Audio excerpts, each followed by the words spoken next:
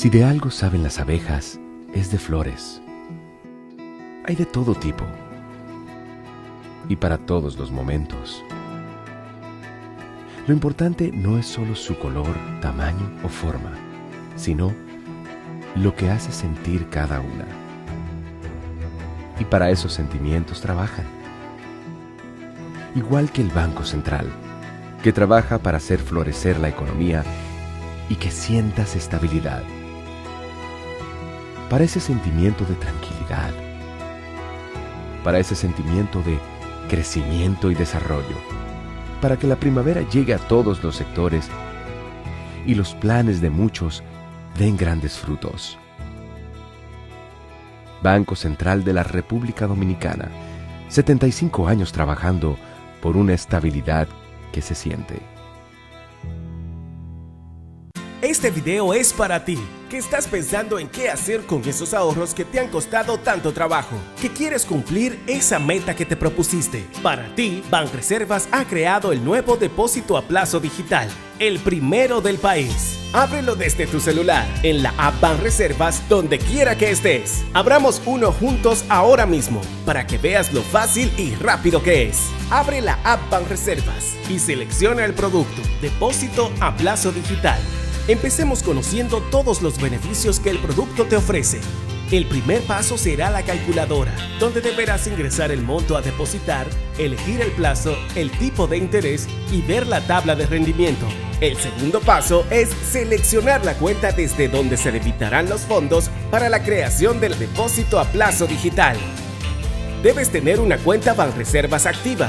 Si no tienes, puedes solicitar la cuenta digital desde la app Banreservas. El tercer paso es los términos y condiciones. Y con esto ya estás haciendo crecer tu dinero mientras ahorras para cumplir tus metas. Abre tu depósito a plazo digital desde la app Banreservas con una cuenta activa. Banreservas, el banco de todos los dominicanos.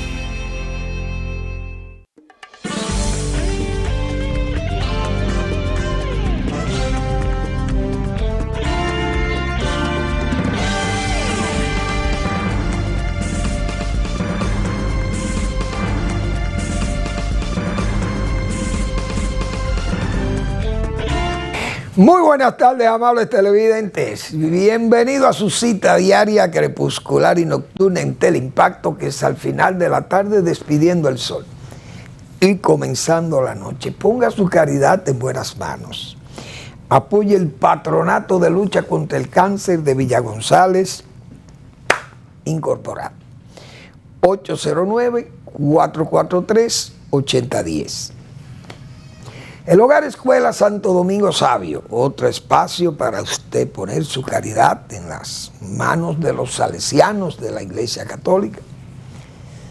Gente comprometida con la formación de jóvenes que están en alto riesgo, sin oficio y sin beneficio, que pueden ser atrapados, presas fáciles de la delincuencia. Y allí se les forma como verdaderos ciudadanos útiles al país. Avenida Independencia, casi esquina Avenida General Gregorio Luperón, aquí en Santo Domingo, Distrito Nacional. Muy bien, vamos a ver entonces qué tenemos. Hay muchos temas, pero hay que comenzar primero felicitando a los triunfadores. Y una triunfadora selecta es la corredora dominicana de 400 metros, que es Marilady Paulino, que es una joven brillante, una mujer extraordinaria, que es una atleta de campo y pista y ha sido ejemplar.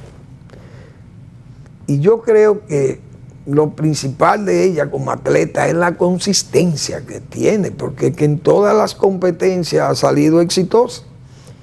Y dicen que ya es la tercera medalla que tiene en olímpicos, porque tuvo 2 en Tokio y una ahora, hoy. Pero además ha triunfado en otros juegos centroamericanos y panamericanos y juegos internacionales que están fuera de estos Juegos Olímpicos, son eventos especiales de alto nivel, de alto rendimiento. Y ella sale victoriosa en todas sus presentaciones, es una atleta excepcional, récord incluso en esas distancias.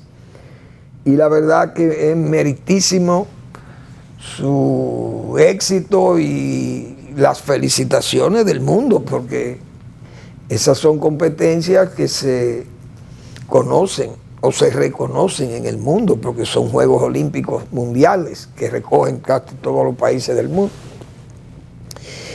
Pero hay que felicitar a esa joven que ha sido tan consistente en sus triunfos, excelentes triunfos. Muy bien, que disfrute su triunfo y al mismo tiempo también será premiada ya con una suma de dinero que el Estado ha dispuesto para los atletas que salgan victoriosos en esa, o que obtengan medallas en esos juegos. Y ella ha sido, bueno, una ganadora excepcional. Muchas felicidades a ella y a toda su familia que disfruta, y el pueblo de donde ella es, de Nizao. Esa gente están hoy en, como dicen, día festivo, día comunitario festivo.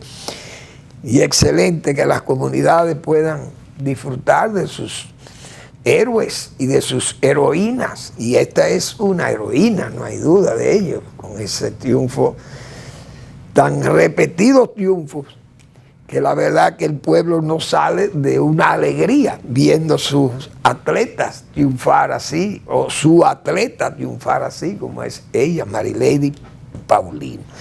El país se beneficia también porque es un éxito del país, no hay duda. Muy bien, entonces también hay que seguir felicitando. Hay que felicitar a Rosalba Ramos, la magistrada Rosalba Ramos, fiscal del Distrito Nacional, una excelente dama y una excelente profesional.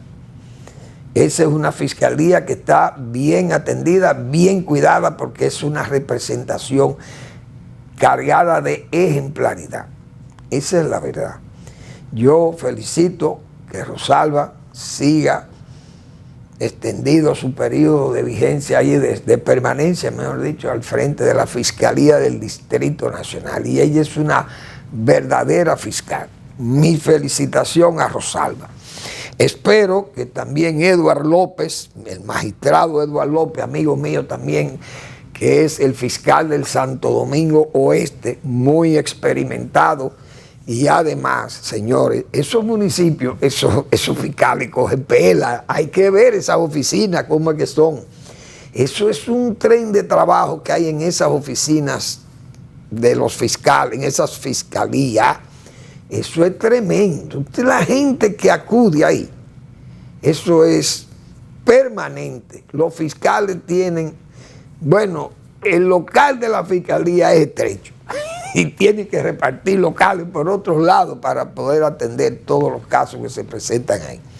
Yo espero que Edward también sea reelegido en el cargo como fiscal de Santo Domingo Oeste.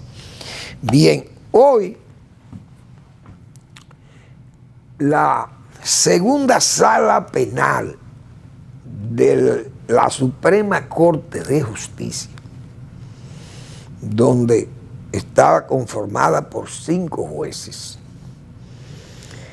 han declarado libre a Ángel Rondón y al señor Díaz Rúa por unos hechos que verdaderamente todo el mundo, usted podía ser una especie de titán, de Júpiter, de la lucha contra la corrupción, muy bien.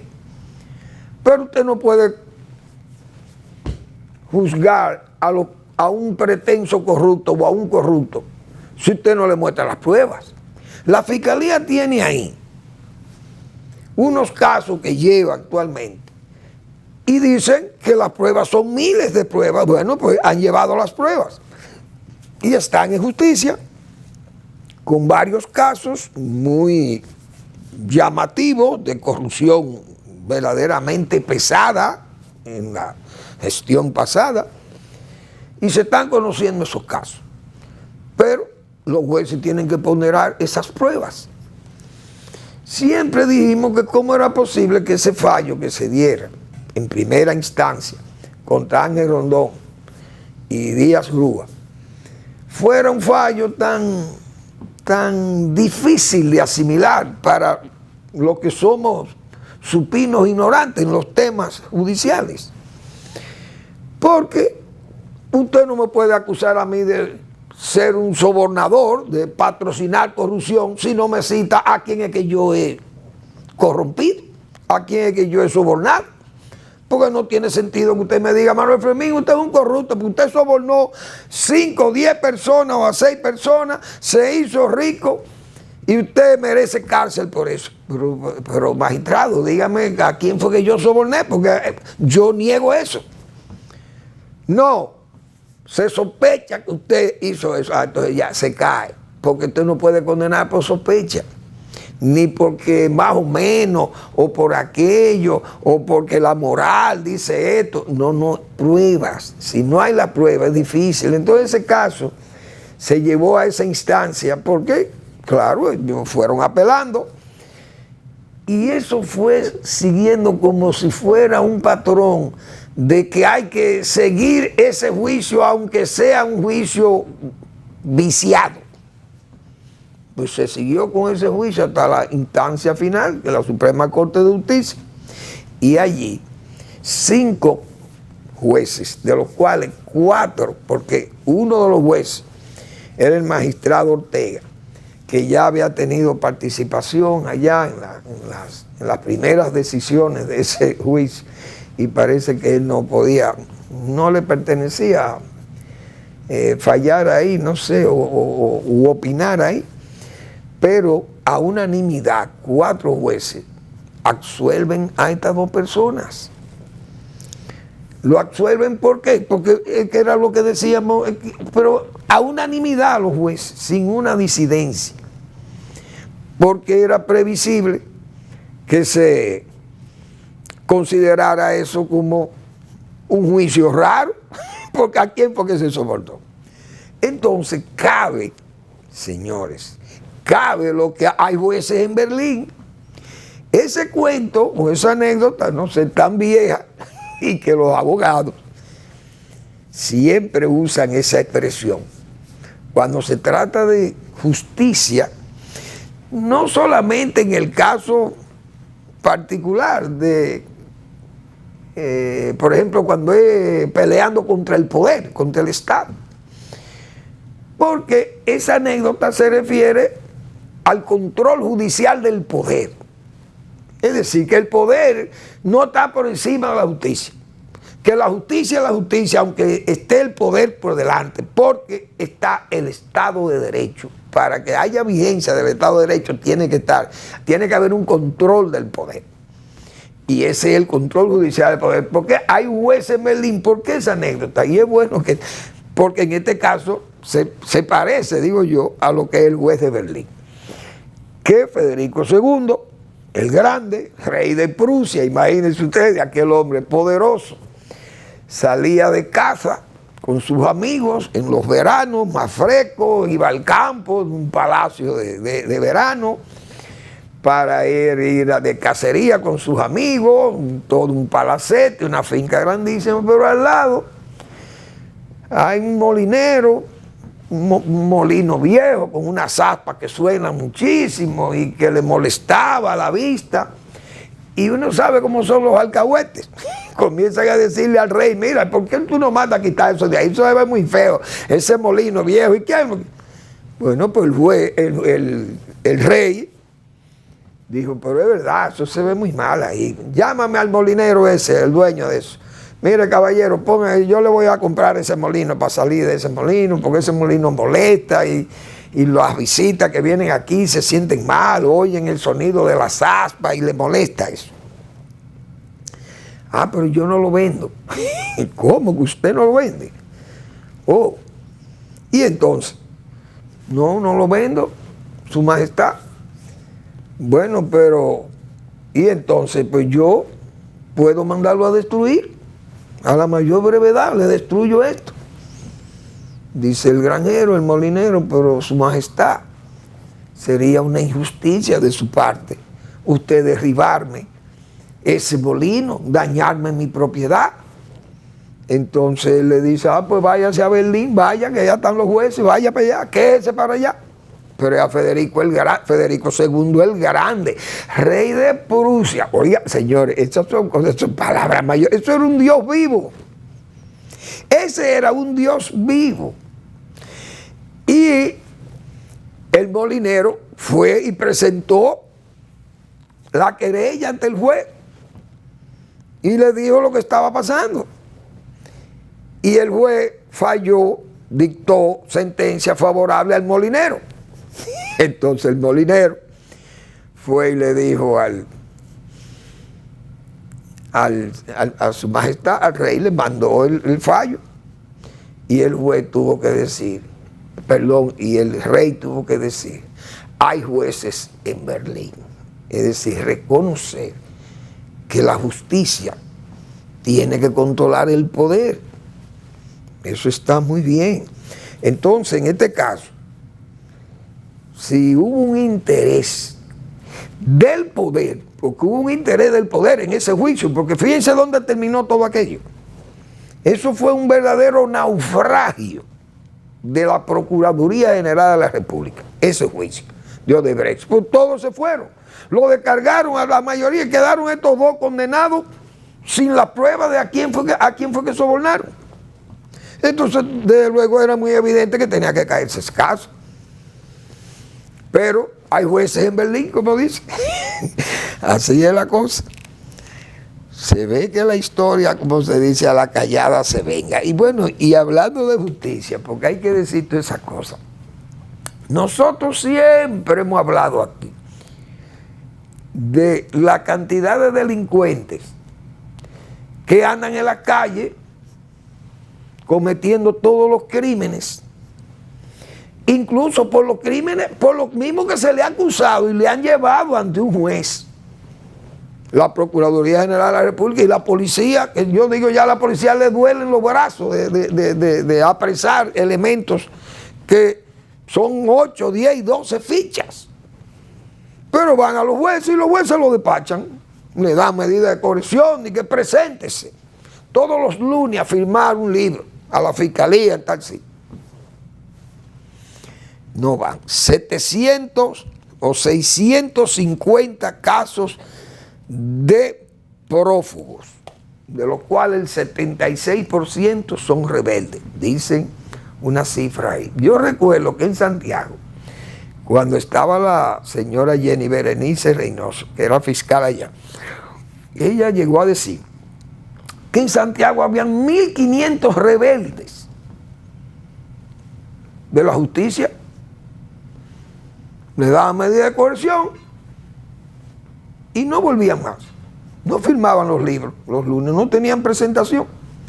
Otros se daban como prófugos, se iban, no volvían más y son prófugos. Y ella dijo, bueno, vamos a salir a buscar a esa gente. Yo de ahí la trasladaron aquí, pero no se buscaron la gente. Y yo recuerdo que nosotros teníamos la tesis de que lo ideal era la preventiva de la fe, como tenía Balaguer, primero que Bukele. Porque Balaguer aplicó ese método primero que Bukele, que Nayib Bukele allá en El Salvador. Porque aquí la delincuencia estaba en cero, la delincuencia común, pero la delincuencia política existía. Pero para los políticos no iban a la fe, los políticos iban a la victoria o al exilio. O a la muerte, algunos también, que eran los más atrevidos y se atrevían hasta a desafiar a los órganos de seguridad del Estado. Pero en el ensanche de la fe, esa preventiva de la fe era llena de jóvenes y de adultos, pero de jóvenes maduros, de elementos que eran delincuentes, primero comenzaban como pilluelos, y esa gente estaba preso ahí hasta sin juicio. Y en la fe, miles de presos en la fe. sin juicio. Pero esa era la dictadura de Balaguer. Entonces, hoy nosotros decimos, esa gente es mejor que estén presos preventivos y no sueltos como criminales que están libres porque que fueron a un juez y la medida de corrección que le dieron fue visita periódica. Pero no van, entonces siguen, ¿qué es lo que siguen haciendo? Delinquiendo, y ellos pagan una fianza, lo que diga el juez. ¿Qué le importa a ellos si ellos van a salir a robarse el dinero para pagar la fianza? Siguen delinquiendo. Bueno, entonces, ¿dónde están las preventivas? Los enemigos de la preventiva. Hay demasiados presos preventivos, pero entonces hay demasiados delincuentes. Si tuvieran presos, hay menos delincuencia. Pero eso es lo que queremos, que haya menos delincuencia. Pero para que haya menos delincuencia, no es con estadística o desinflación estadística del crimen, es apresando a los delincuentes y metiéndolo en las cárceles por largo tiempo para que se le canse el brazo, como dice. Vamos a la pausa.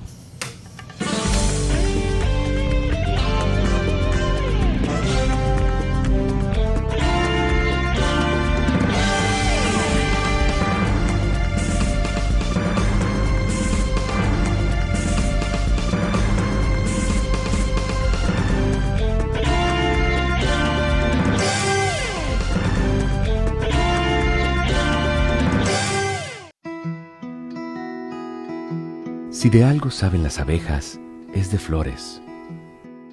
Hay de todo tipo y para todos los momentos. Lo importante no es solo su color, tamaño o forma, sino lo que hace sentir cada una. Y para esos sentimientos trabajan. Igual que el Banco Central, que trabaja para hacer florecer la economía y que sientas estabilidad. Para ese sentimiento de tranquilidad, para ese sentimiento de crecimiento y desarrollo, para que la primavera llegue a todos los sectores y los planes de muchos den grandes frutos. Banco Central de la República Dominicana, 75 años trabajando por una estabilidad que se siente. Evita crear basureros improvisados. Estos son grandes focos del mosquito del dengue. Cuida tu hogar y tus vecinos. Es hora de accionar. Ganémosle al dengue.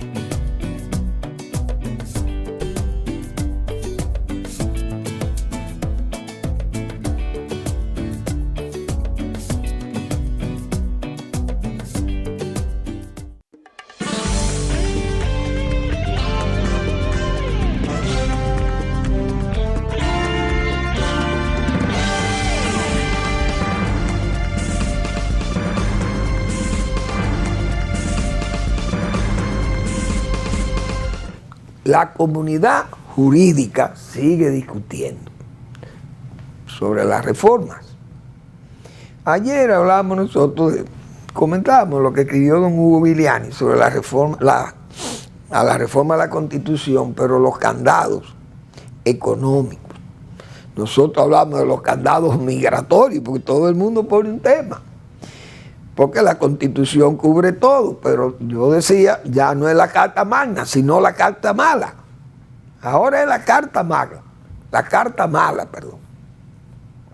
Porque hay que hacerle tantas cosas que ya la Constitución no es buena. Pero se hablaba y se elogiaba esa Constitución de 2010 como de las mejores, o la mejor. Porque aquí se han hecho dos, la del 66 y la del 10, que fueron reformas grandes a esas.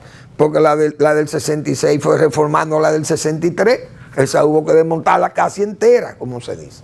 Y la del 10 hubo que también desmontarla prácticamente entera. Pero estas son reformas ahora que son como reformas acomodaticias o de capricho o complacientes o autocomplacientes, qué sé yo. O para dejarse oír o para dejarse sentir, se ha dicho también.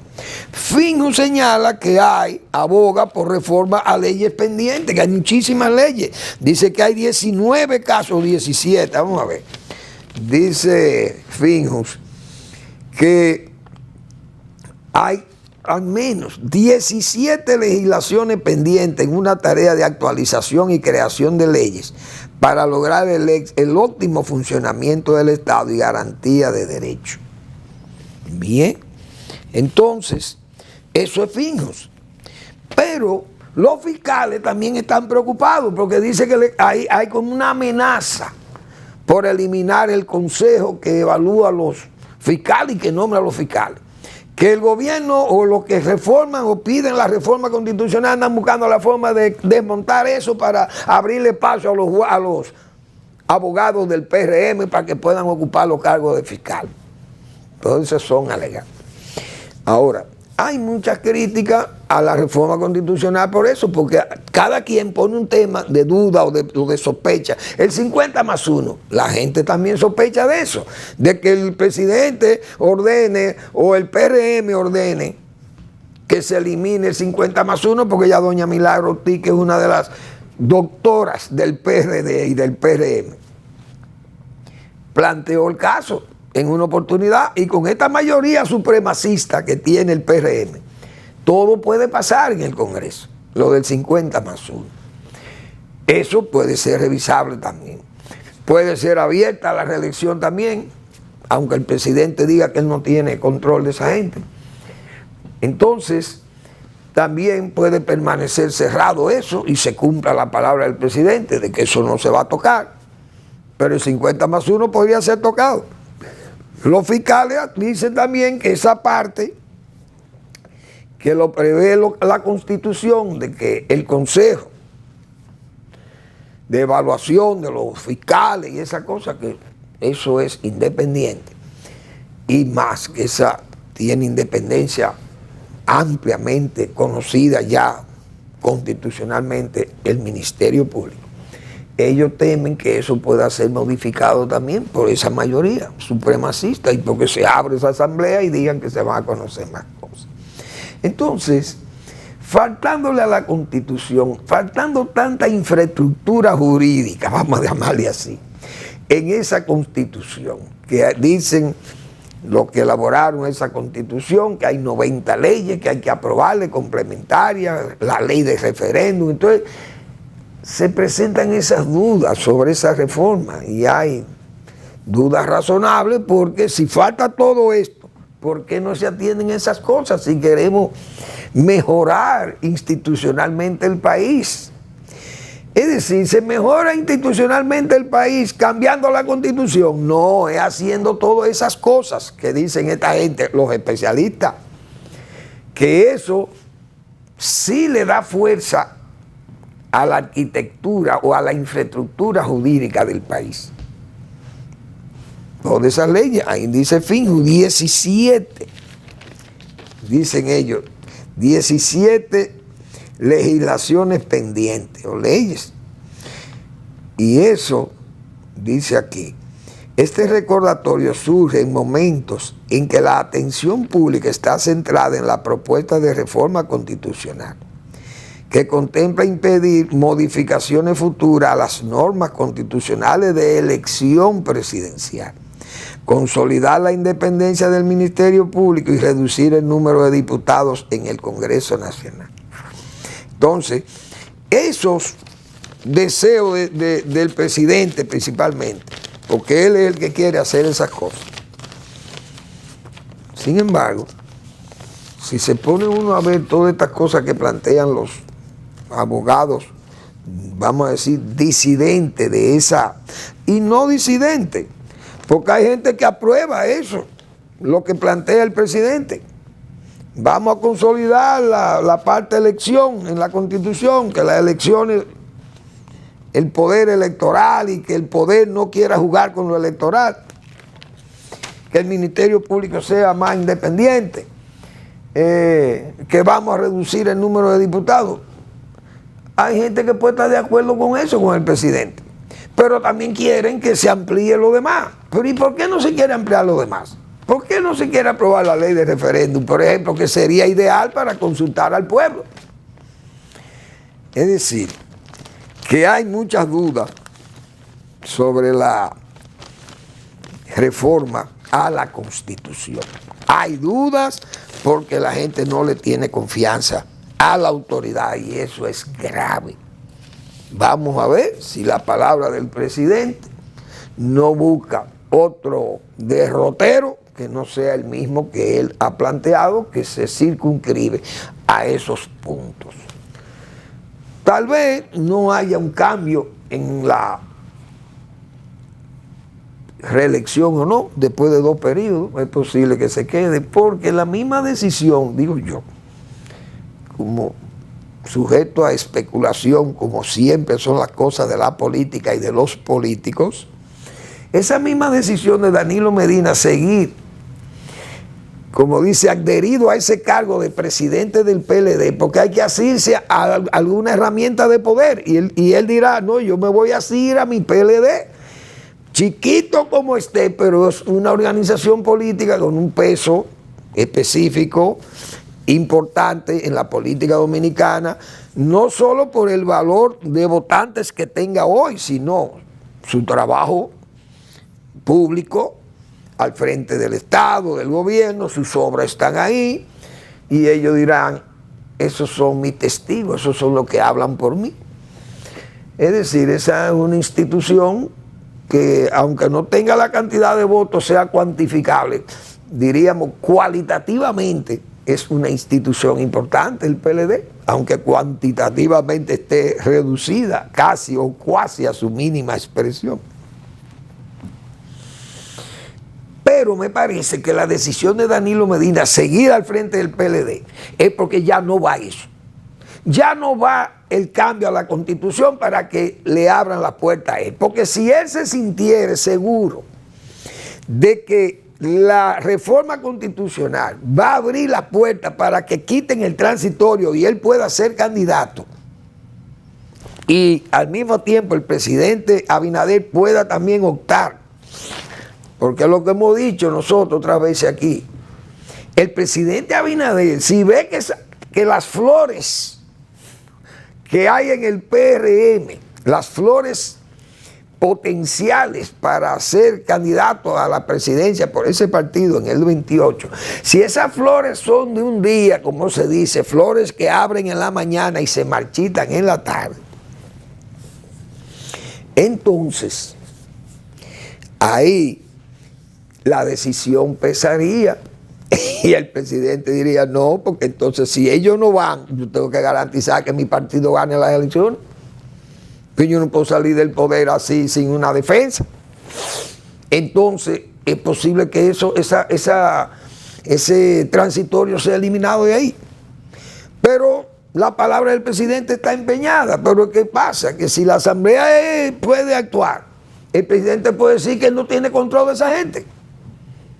Porque ahí está el Código Penal, el presidente saca el pie, inmediatamente saca la toalla de que, no, yo no tengo que ver con eso. Esas son decisiones, eso está sujeto a la conciencia de cada quien. Entonces, el presidente no tiene la culpa de que no se apruebe el Código Penal. ¿Por qué? Porque eso es asunto de conciencia. En este caso, tal vez, pienso yo, que asirse a esa asa política, el señor Danilo Medina, ya parece que está consciente que eso no se va a abrir, que no se va a tocar esa Constitución. Él tiene buenos amigos en el PRM, quizá le han dicho, mira, despreocúpate que eso va a seguir cerrado, eso no se va a cambiar. Entonces, quédate tranquilo en tu PLD, protégete por ahí.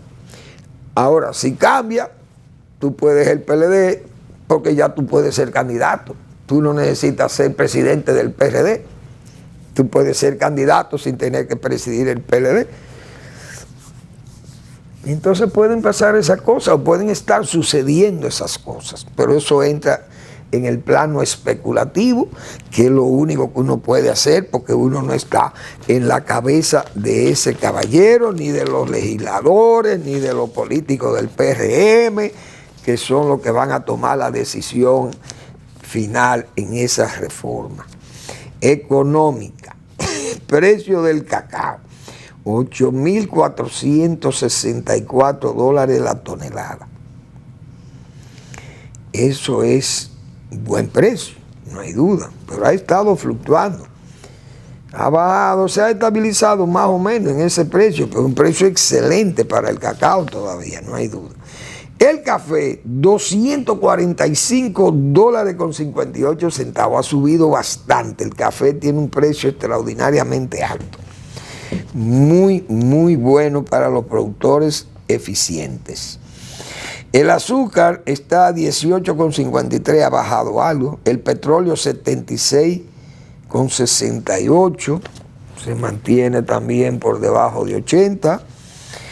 El oro está en 2.400, bueno, apenas se ve aquí, $2.464 la onza de oro. Y eso es 2.465,10. Ese es el precio de una onza de oro, 2.465.10 centavos de dólares. Y esos números son respetables por una onza de oro. Ay, Dios mío, un precio extraordinariamente alto. Muy bien. Bueno, hay una noticia que yo vi hoy en el Listín Diario que me satisfizo mucho. Las escuelas vocacionales de las Fuerzas Armadas son unas escuelas que ya tienen muchos años de fundadas, 58 años. Y todo el mundo sabe en qué gobierno se fundaron esas escuelas vocacionales de las Fuerzas Armadas. Con visión, con mucha visión. Como fueron muchas decisiones políticas, económicas, sociales de ese gobierno del 66 en adelante, que tomó decisiones históricas y están ahí.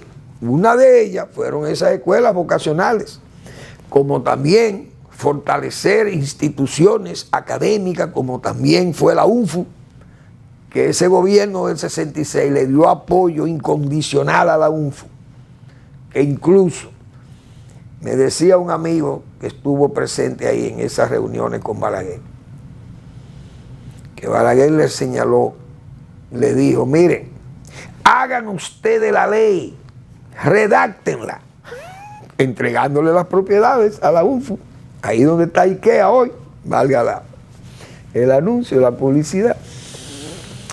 Ahí operó la UNFU, en ese antiguo hospital que estaba retirado en la ciudad de Santo Domingo, en el kilómetro 6, por allá estaba eso, decían ese hospital.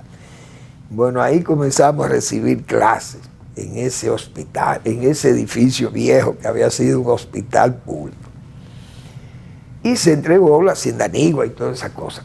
Y Balaguer le decía, redacten ustedes la ley, óigase eso. Y así surgió la UNFU, y así fueron surgiendo una serie de universidades sobre el apoyo, el amparo de esas decisiones gubernamentales.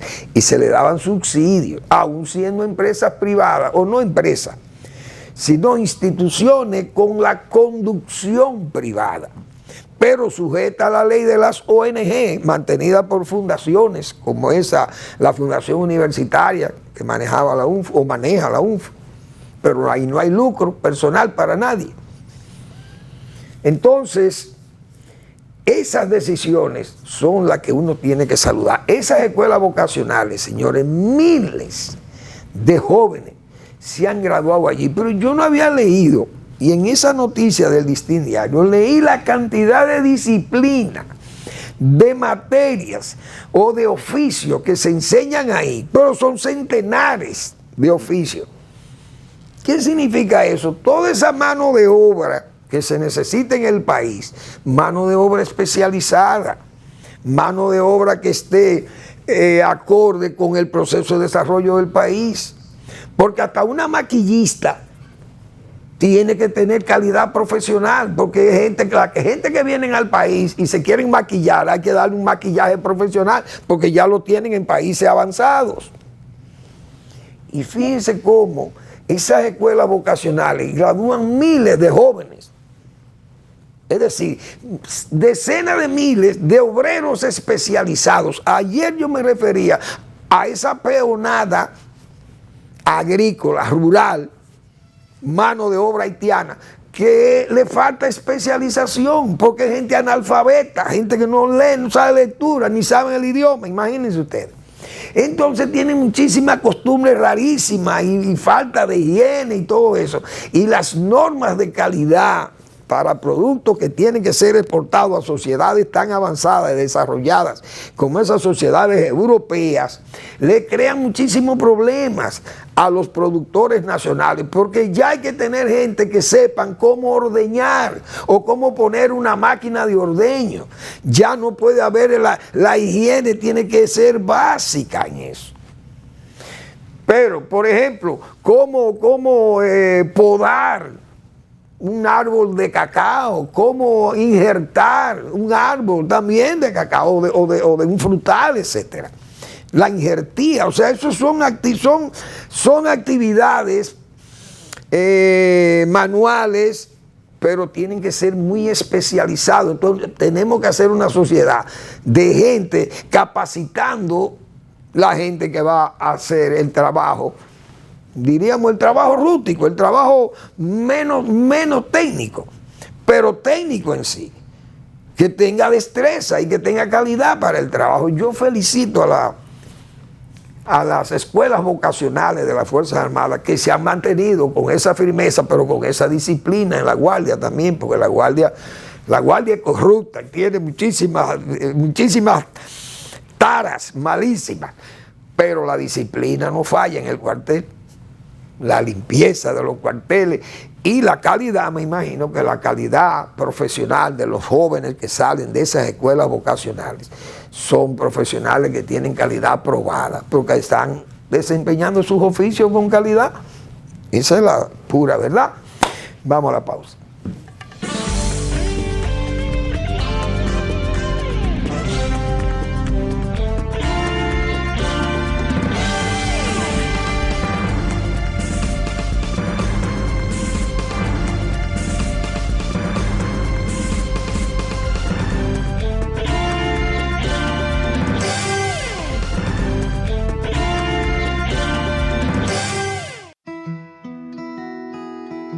Si de algo saben las abejas, es de flores. Hay de todo tipo y para todos los momentos. Lo importante no es solo su color, tamaño o forma, sino lo que hace sentir cada una. Y para esos sentimientos trabajan. Igual que el Banco Central, que trabaja para hacer florecer la economía y que sientas estabilidad. Para ese sentimiento de tranquilidad, para ese sentimiento de crecimiento y desarrollo, para que la primavera llegue a todos los sectores y los planes de muchos den grandes frutos. Banco Central de la República Dominicana, 75 años trabajando por una estabilidad que se siente. En caso de que los síntomas de dengue empeoren con vómitos frecuentes, dolor abdominal, desmayo, mareo o mucho cansancio, acude de inmediato a tu centro de salud más cercano y toma las medidas de precaución necesarias para ti y tu familia. Es hora de accionar. Ganémosle al dengue.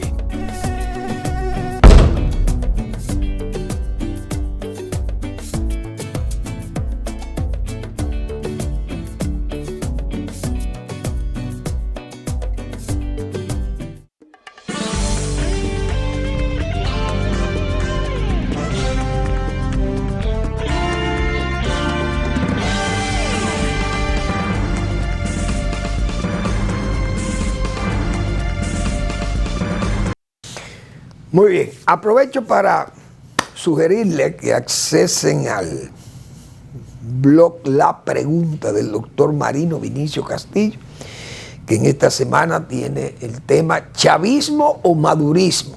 ¿Es lo que existe? ¿Murió Chávez 2 veces? Ese es el tema del blog La Pregunta del doctor Marino Vinicio Castillo, que en esta semana, como siempre en todas las semanas, publica su blog con ese recto juicio de razón y de palabra que le acompaña. Memoria viva de este país.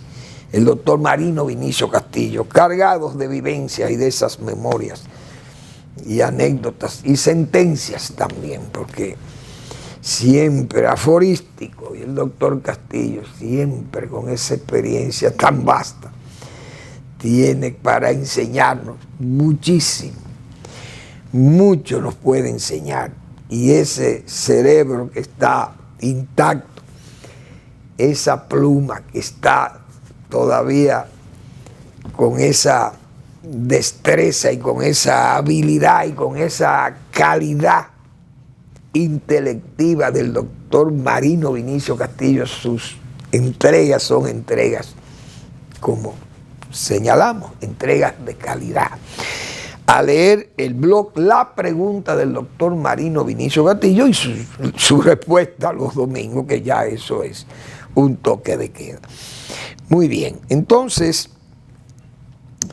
he visto en Santiago se le garantizan los cupos de las escuelas a los estudiantes haitianos. Señores, estamos en una... Y eso, nadie se opone a que se le brinde el espacio a los muchachos haitianos, a los hijos de haitianos, pero ¿cuál es la obligación que tiene el país de abrirle un cupo en una escuela a un niño o a un niño, sí, que tenga padre primero irresponsable, pero más, que sus padres procedan de un estado irresponsable y que no existe, pero además que exige un estado exigente, tan exigente que nos puso hierro a nosotros en la frontera.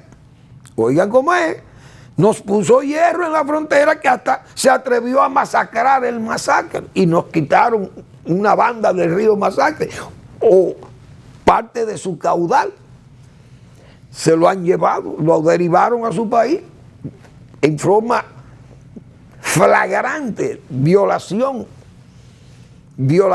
la forma violatoria del acuerdo de 1929. Entonces, República Dominicana es una república dominico-haitiana, digo yo, porque ya los haitianos tienen el mismo derecho que tienen los dominicanos. Santiago le garantiza cupo a los estudiantes haitianos en las escuelas, pero todavía hay familias dominicanas que dicen que sus hijos no tienen espacio en las escuelas. Entonces se quedan muchachos, niños dominicanos sin educación porque hay que atender niños haitianos que viven aquí ilegales y que no tienen ni siquiera apellidos ni nombres. ¿Y qué país es este entonces? ¿Qué autoridad es esta la que cuida este país? Porque todo eso no lo estamos preguntando muchísima gente en este país. ¿Cómo es posible que el país esté actuando en forma tan irresponsable con su propio país? Sus autoridades, mejor dicho. Bueno, entonces a diario vemos gente, familias dominicanas, que usted le ve los perfiles que son dominicanos, con escuelas a medio construir, a medio terminar, deficiencias gravísimas. Y el Ministerio de Educación no da respuesta.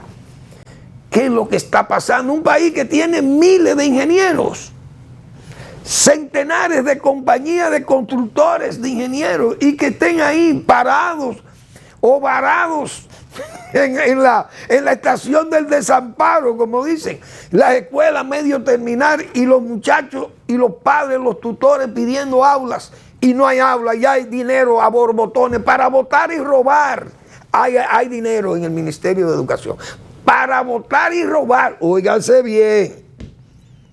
Y no hay dinero entonces para poner las escuelas en condiciones que sirvan de sala de estudio para recibir la bendición, el pan de la enseñanza, como se dice, metafóricamente hablando. Tampoco hay para pagar los docentes. Y entonces, ¿y qué país es este? Con un presupuesto enorme y un manejo y una deficiencia crónica en el sistema educativo nacional. Son cosas que uno verdaderamente tiene que sentirse alarmado, porque un país que ha luchado tanto como este, por la libertad, por el crecimiento económico, por el desarrollo, qué sé yo, cultural, el desarrollo de sus comunidades y todo esto. Cuidar de la salud de los muchachos, de las familias rurales principalmente, que estuvieron tan abandonadas, sin agua potable, sin luz eléctrica, sin caminos bien cuidados, atendidos, sin crédito agropecuario, sin asistencia para las comunidades rurales. Y que se ha luchado tanto y se ha conseguido, y decíamos ayer de esas comunidades remotas que han sido favorecidas. Yo me acuerdo en San Juan de la Maguana, usted iba a las charcas de Marianova, a Chalona, usted iba a Hato del Padre, Pajonal, Pedro Corto, y usted ve comunidades rurales muy pobres. Apenas un camino, lo llevaba, lo guiaba y lo separaba una comunidad de esa, la separaba una alambrada. La zanja, mogollón, pero mogollón están pegados al pueblo, como dice. Eso están en el pueblo. Pero esas comunidades que yo acabo de mencionar, las charcas de Marianova, imagínense ustedes, eso eran trillos, pero ya no es así. Esas comunidades han mejorado muchísimo. En San Juan, y usted va, yo decía ayer, mencionaba el caso del Limón de Jimaní, los Pinos del Edén, usted iba, qué sé yo, todas esas comunidades rurales, pero la Cruz del Isleño, allá en el este también, Verón, miren ya cómo están esas zonas del este. Yo iba a Jorgillo y ahí ahí no se veía. En Jorgillo yo me acuerdo, y en Cabeza de Toro, pero en Cabeza de Toro ya se hacían torneos, Boca de Yuma, etcétera, torneos de pesca, pero en Jorgillo no había más que grillos. Y hoy eso es Capcana y qué sé yo, y Punta Cana, son todos hoy comunidades que de envidia en el mundo. Oigan cómo ha cambiado todo esto. Y entonces nosotros, que después de este esfuerzo de patria, este esfuerzo de país, este esfuerzo de desarrollo, que tengamos que combatirlo con una eña atrasada, tribal, cargada de brujería y de todas las taras culturales, y que tengamos también que perder el espacio escolar para los hijos de nosotros. Pero ¿y para dónde que va este país? Yo no entiendo esto. Hoy vi un reportaje sobre los cementerios, y eso es bien, porque los cementerios privados son ejemplares y hemos visto el desarrollo. Eso es parte del desarrollo. Indiscutiblemente, usted ve los cementerios privados y han obligado a que los cementerios públicos también tengan que mejorarse, porque también hay una mala calidad ciudadana y de las autoridades municipales que no atienden bien los cementerios. Yo veo el cementerio de Villa González está cuidado, un cementerio que está cuidado, su guerra se le reparó, la sindicatura de Villa González, la alcaldía se ha ocupado de eso. Y ponen gente allí para que se encargue y está limpio. Y usted va a ver sus deudos que están enterrados allí, entonces uno va y puede ir a un cementerio. Pero el cementerio de Salcedo, por ejemplo, el cementerio viejo de Salcedo, eso da pena, apenas la callecita del medio, pero a los lados eso daba pena, o por lo menos no sé si lo habrán arreglado, pero tiene unos familiares allí. Entonces usted va a los cementerios aquí de la capital, se arregló, más o menos se le dio carácter a eso, sus calles se arreglaron, pero los cementerios públicos, usted va a los de Baní, porque allá hay conciencia comunitaria en Baní, y los cementerios de Baní parecen ciudades, pero allí el Baní Lejos tiene otro criterio. Han surgido una serie de cementerios privados que han ido haciéndole una competencia a esos cementerios públicos que no hay cuidado. Muchas veces la desconfianza, el vandalismo que se opera allí, muchísimos sinvergüenzas, criminales se esconden en los cementerios y vandalizan las tumbas y destruyen y roban, y hasta los espacios se los roban y le hacen una tumba al lado de la suya y le violan el territorio que usted ha adquirido para la familia, qué sé yo. Entonces hay unos cementerios privados que han sido muy competentes y eso ha sido muy bien, que a pesar de todo ve una crítica al cementerio Memorial. ¿Quiénes son los dueños de ese cementerio? Que nadie responde a una crítica que le hace una comunidad por ahí, que le critican que el gobierno de Hipólito Mejía, que fue el que vendió el Parque Mirador Norte para entregárselo a ese cementerio Memorial. Y mensualmente casi se publica en los periódicos nacionales una queja de una junta de vecinos por ahí. Se quejan de que el parque fue dañado a redes, pero nadie da la cara por ese cementerio, por esa institución, esa empresa. ¿Quiénes son los dueños de esa empresa? ¿Quiénes son los accionistas?